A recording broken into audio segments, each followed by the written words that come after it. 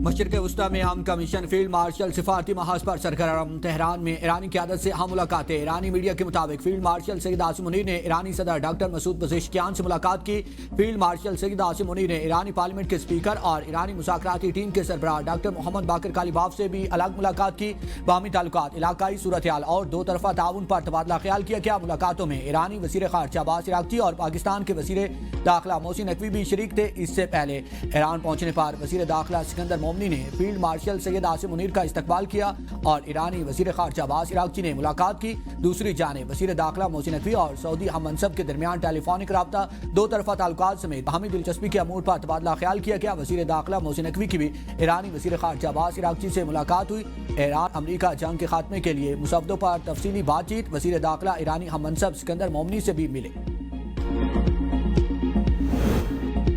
Iran deal کے لیے بےتاب ہے جوہری ہتھیار رکھنے کی اجازت نہیں دیں گے صدر ٹرمپ کہتے ہیں کہ ہم ایران میں وہی کر رہے ہیں جو وینزویلا میں کیا صحافیوں سے گفتگو میں وزیر خارجہ مارکو روبیو نے کہا فیلڈ مارشل عاصم منیر سے مسلسل رابطے میں ہیں امریکہ اور ایران کے درمیان بات چیت میں پاکستان ثالث ہے ایران سے ڈیل ترجیح ہے امید ہے کہ معاہدہ طے پا جائے گا اور اپنا ہرمز کو دوبارہ کھول دیا جائے گا ہمارے پاس پلان بی بھی موجود ہے ایران جوہری ہتھیار نہیں رکھ سکتا یورینیم افزودگی اور اپنا ہرمز کے مسئلے کو حل کریں گے ٹول ٹیکس نظام سے روکنے کے لیے اقوام متحدہ کے پلیٹ فارم کا بھی استعمال کر رہے ہیں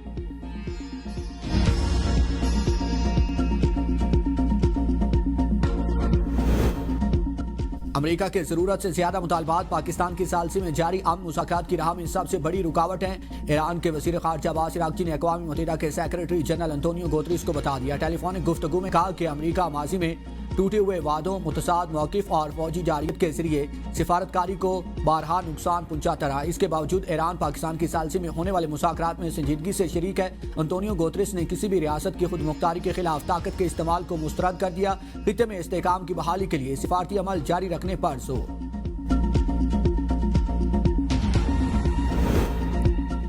ایرانی وزیر خارجہ عباس عراقچی سے قطری وزیر اعظم اور وزیر خارجہ کا ٹیلی فونک رابطہ قطری وزارت خارجہ کے مطابق دونوں رہنماؤں نے خطے میں امن کی کوششوں پر تبادلہ خیال کیا ایران اور عمان کے وزراء خارجہ کے درمیان بھی ٹیلی فونک رابطہ ہوا ایرانی خبر ایجنسی کے مطابق دونوں وزراء خارجہ نے خطے کی تازہ صورتحال پر تبادلہ خیال کیا حالیہ معاملات جنگ کے خاتمے کشیدگی سے بچنے کے لیے سفارتی کوششوں پر بھی گفتگو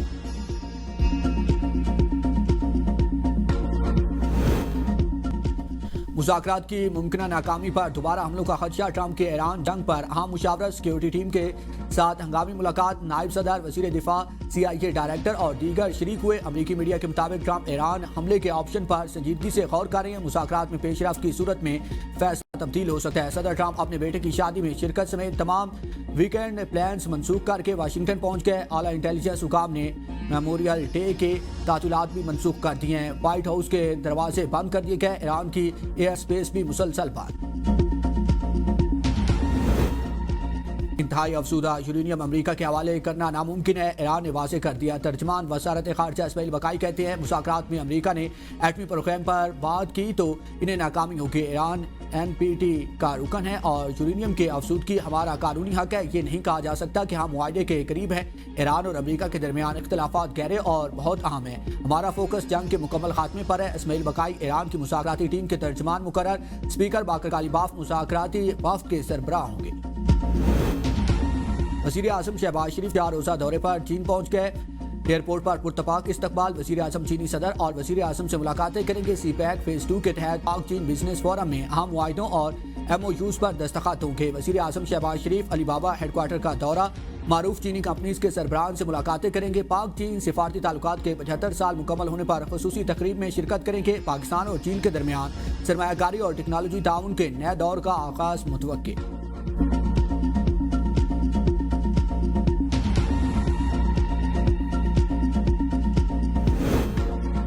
سعودی عرب میں حج کی تمام تیاریاں مکمل مکہ مکرمہ میں سیکیورٹی فورسز کی شاندار پریڈ عازمین حج کی نگرانی اور سفری سہولیات کے لیے مصنوعی ذہانت کے ٹولز کی مدد لی جائے گی رواں سال دنیا بھر سے آئے 20 لاکھ سے زائد فرزندان اسلام فریضہ حج ادا کریں گے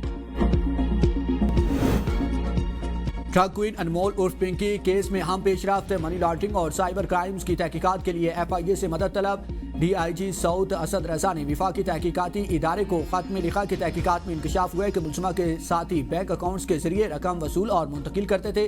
ملزمان پر نارکوٹکس ٹریفکنگ اور مالیاتی لین دین میں ملوث ہونے کا شبہ ہے. خط میں FIA آفیسرز کی تعیناتی اور باقاعدہ انکوائری شروع کرنے کی درخواست. راولپنڈی کے ہولی فیملی اسپتال کی پارکنگ میں مبینہ اوور چارجنگ اور لوٹ مار کا انکشاف. شہریوں نے الزام عائد کیا ہے کہ ٹھیکیدار کے کارندے پارکنگ پرچی پر درج اصل فیس کو بلیک مارکر سے چھپا کر زائد رقم وصول کر رہے ہیں. موٹر سائیکل کی مقرر فیس 20 روپے کو مٹا کر 30 روپے تک وصول کی جا رہی ہے. بعض کیسز میں جعلی مہر والی پرچی کے ذریعے 250 روپے تک غیر قانونی فیس لی گئی. 3 گھنٹے بعد پارکنگ فیس دگنی کر دی جاتی ہے. DMS ڈاکٹر اختر کے مطابق معاملے کی نگرانی کی جا رہی ہے اور خلاف ورزی پر ایکشن ہوگا. شکایت ملنے پر کارروائی کی جاتی ہے. لاہور کے علاقے کارا میں ہونے والی 1 کروڑ 80 لاکھ کی ڈکیتی کا ڈراپ سین. پولیس کو اطلاع دینے والا شخص ہی واردات کا ماسٹر مائنڈ نکلا. پولیس کے مطابق ملزم ادیم پراپرٹی ڈیلر ہے. سرمایہ کاری کا نقصان پورا کرنے کے لیے واردات کا منصوبہ بنایا. دونوں بھائی ایک ہی گھر میں رہتے تھے. بھائی کی عدم موجودگی میں واردات کرائی. ملزم کے بھائی کی 5 ماہ قبل شادی ہوئی تھی. بھابھی کے زیور پر نظر تھی. ادیم نے دفتر کے ملازمین کو واردات کے لیے گھر کی چابی خود فراہم کی. CCTV فوٹیج میں واردات کا بھانڈا پھوٹ گیا. پولیس نے 3 افراد کو حراست میں لے لیا. سونا اور نقدی برآمد.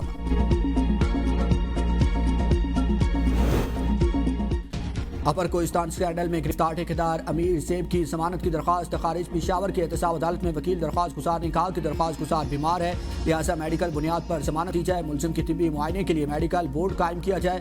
تاہم عدالت نے درخواست رد کر دی.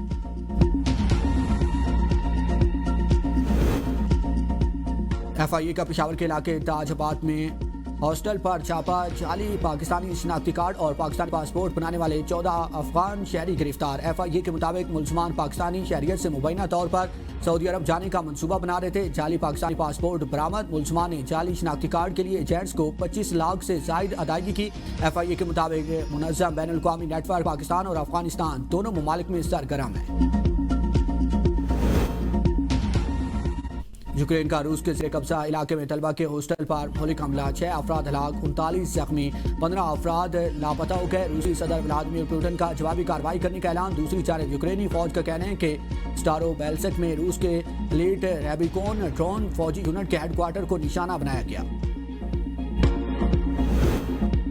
گلوبل سموتھ فلو ہوٹل کے کارکنوں کے اسرائیلی حراست میں تشدد اور جنسی بدسلوکی کے سنگین الزامات. بعض افراد کے جسموں پر نیل اور پسلیوں کے فریکچر کے نشانات موجود ہیں. آسٹریلوی فلم ساز جولیٹ لاموٹ کے مطابق خواتین کے ساتھ جنسی بدسلوکی کی گئی اور نامعلوم ادویات کے انجیکشنز لگائے گئے. اطالوی صحافی نے حراستی مراکز کو خوف اور دہشت کی جگہ قرار دیا.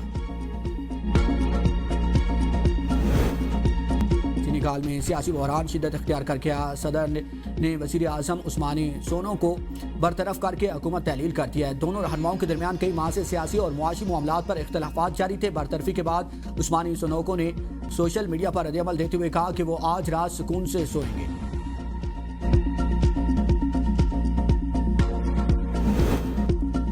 شمالی چین میں کوئلے کی کان میں دھماکہ، 90 مزدور ہلاک، متعدد زخمی ہو گئے. دھماکے کے وقت 247 مزدور کان کے اندر موجود تھے. چینی صدر شی جن پنگ کی زخمیوں کے علاج اور گمشدہ افراد کی تلاش کے لیے ریسکیو آپریشن میں کسی قسم کی کوتاہی نہ برتنے کی ہدایت. حکام کو واقعے کی مکمل تفتیش کرنے کا بھی حکم.